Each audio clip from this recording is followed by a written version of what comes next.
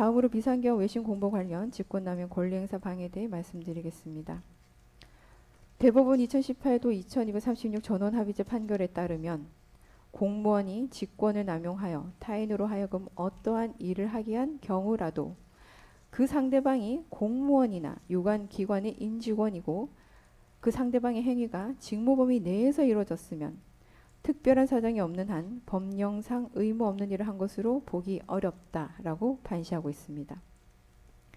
대통령실의 대변인은 대통령의 입장을 국민과 외부에 전달하는 사자의 역할을 하는 자이지 독자적인 가치 판단이나 사실 판단에 따라 보도 내용을 선별하는 권한을 가진 주체가 아닙니다. 설령 대통령의 입장이나 발언이 객관적 사실과 차이가 있거나 논란의 여지가 있다 하더라도 이를 전달한 대변인에게 객관적 팩트를 일일이 검증해야 할 법적 의무를 부여할 수는 없습니다. 대변인의 역할은 대통령의 입장을 정확하게 왜곡 없이 전달하는 데 그치며 그 내용에 대한 최종 책임은 당연히 대통령에 귀속됩니다. 최근 이재명 대통령이 미국에서 트럼프 전 대통령과 경제실무 회담을 진행한 직후 국내 언론 보도와는 상반된 주장을 타임지와 인터뷰에서 밝힌 것을 예로 들어보겠습니다. 대통령은 회담 직후에 대통령실은 회담 직후에 경제회담이 화기애애하게 진행되어 합의문이 필요조차 없었다고 발표했습니다만 이재명 대통령은 타임지 인터뷰를 통해 미국의 요구가 워낙 엄격해서 그대로 관세 협상을 했으면 탄핵을 당했을 것이다 라고 발언을 했습니다. 특검의 논리대로라면 이러한 대통령실의 입장 표명과 관련해 이재명 대통령은 직권남용죄가 성립된다 할 것입니다. 즉 대통령실 공보 내용과 현실 사이의 괴리가 곧 직권남용의 근거가 된다면 역대 모든 대통령실의 공보나 발표는 형사처벌의 검토 대상이 될 수 있다는 의미입니다. 결국 모든 정권의 공보 담당자들, 그 지시자인 대통령들은 해당 정권의 공보 행위로 인해 형사 책임을 부담할 가능성이 있다는 결론에 이르게 됩니다. 이는 형법이 정한 직권남용죄의 요건을 명백히 초월하는 것일 뿐만 아니라 공무원의 정당한 직무 수행을 지나치게 위축시키고 정치적 책임과 형사적 책임을 혼동하는 위험한 전례를 만드는 것입니다. 이 사건 홍보비서관을 통해 공지된 내용은 다음과 같습니다. 아까 특검에서 진술했기 때문에 넘어가겠습니다. 실제로 그 당시 국회의원들은 본회의장에 모여 2시간 반 만에 비상계엄 해제를 의결하였습니다. 비상계엄 선포 당시부터 경고성 계엄임을 발표했던 피고인이 위와 같은 공지를 한 것에 대해 외신 대변인은 대통령의 입장을 공보함으로써 본인의 업무를 처리한 것일 뿐입니다. 피고인은 비상계엄 선포 목적에 대해 거대 야당의 반복적인 탄핵 시도로 인한 행정 사법 기능의 마비, 위헌적 법률안의 남발, 일방적인 예산안 삭감 등으로 인한 국정 운영의 혼란과 헌정 위기를 해소하기 위한 조치였음을 일관되게 주장해 왔습니다. 설령 국가긴급권 발동에 대한 사법심사가 가능하다 하더라도 그 필요성과 판단은 당시 상황을 종합적으로 고려한 대통령의 고유한 판단 영역에 해당한다는 점은 법리상 명백합니다. 피고인은 주권자인 국민에 대한 메시지 계엄을 통해 헌정 질서 위기를 해소하고자 하였고 국회에서의 해제 의결에 따라 즉시 비상계엄을 해제하였습니다. 하지만 비상계엄 선포와 해제 과정 자체가 국제사회에 불필요한 우려를 줄 수 있었고 이는 대한민국 대외 신인도에 중대한 영향을 미칠 가능성이 분명히 있었습니다. 이에 피고인은 대한민국의 헌정 시스템이 정상적으로 작동 중이며 대통령과 국회가 각자의 역할을 통해 질서 회복에 나서고 있다는 점을 국회사회에 분명히 알릴 필요가 있었다는 판단 하에 이 나라가 건재하다는 취지의 공보 지시를 내렸던 것입니다. 구체적 사실관계를 보면 올해 초 헌법재판소의 증인으로 출석한 조지호 경찰청장과 김봉식 청장 증언에 따르면 피고인은 국회의원들의 국회 출입을 통제하라고 지시한 사실이 없고 오히려 신분 확인 후 출입을 허용하도록 지시하였습니다. 또한 국회 비상계엄 해제 의결을 물리적으로 제지하려 한 정황도 없으며 실제로 국회는 신속하게 해제 의결을 진행할 수 있었습니다. 그리고 당시 군의 투입이 지연되는 상황에서 김봉식 청장은 신분증 확인한 뒤 국회의원과 관계자들의 출입을 승인했고 이 상황은 조지호 청장을 통해 피고인에게 보고되었습니다. 당시 피고인의 명확한 입장은 국회의원과 국회 직원들을 모두 들여보내라는 것이었습니다.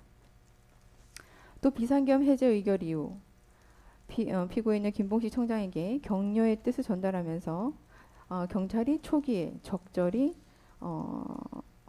관계자들을 출입시켰다고 상황이 원활히 마무리되었다고 이제 평가하기도 했습니다. 피고인은 군 출동과 관련하여 국방부 장관에게 국회의 질서 유지를 위한 충돌일 뿐이기 때문에 민간인과 물리적 충돌이 있어서는 안 된다는 점을 명확히 지시한 바도 있습니다.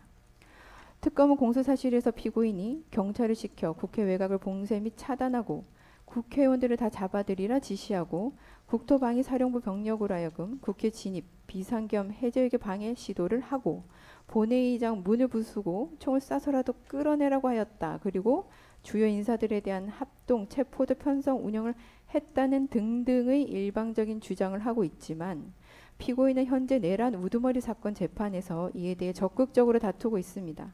이러한 다툼의 존재 여부와는 별개로 객관적인 사실을 살펴보면 피고인은 계엄 해제에 필요한 국무회의 의사 정족수가 충족되는 즉시 계엄을 해제하겠다는 내용의 대국민 담화를 미리 발표한 바도 있습니다.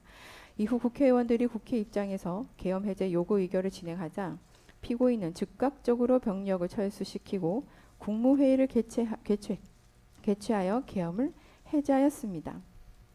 대통령의 국가긴급권 행사는 헌법에 그 근거가 있습니다.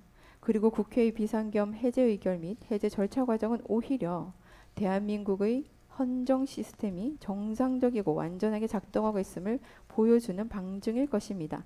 따라서 이와 같은 상황을 국내외 언론에 충분히 설명하고 공보를 하는 것은 당연한 것입니다.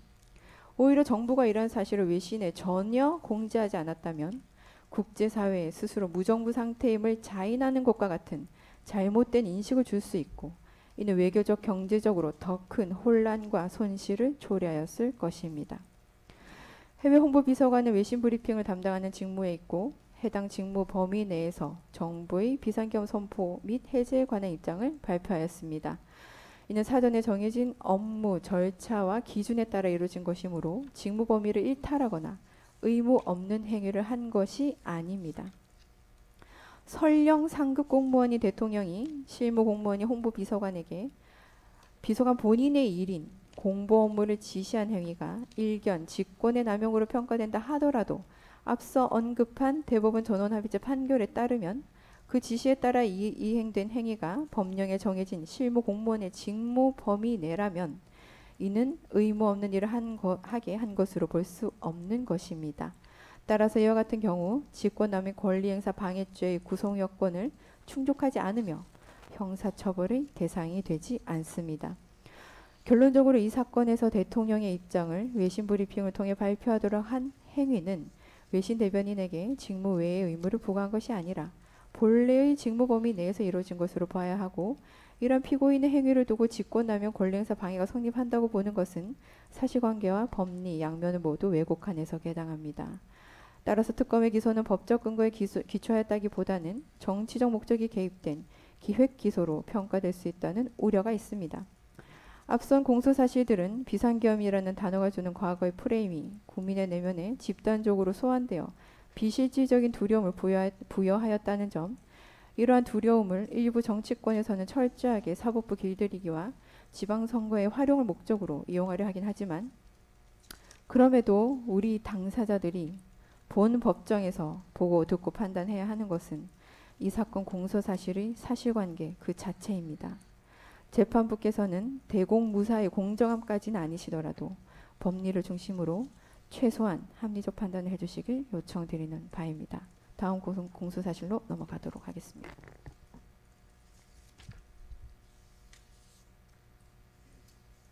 예, 다음으로 비화폰 통화 내역 삭제 지시 관련 공소사실 문제점에 대해서 말씀드리겠습니다.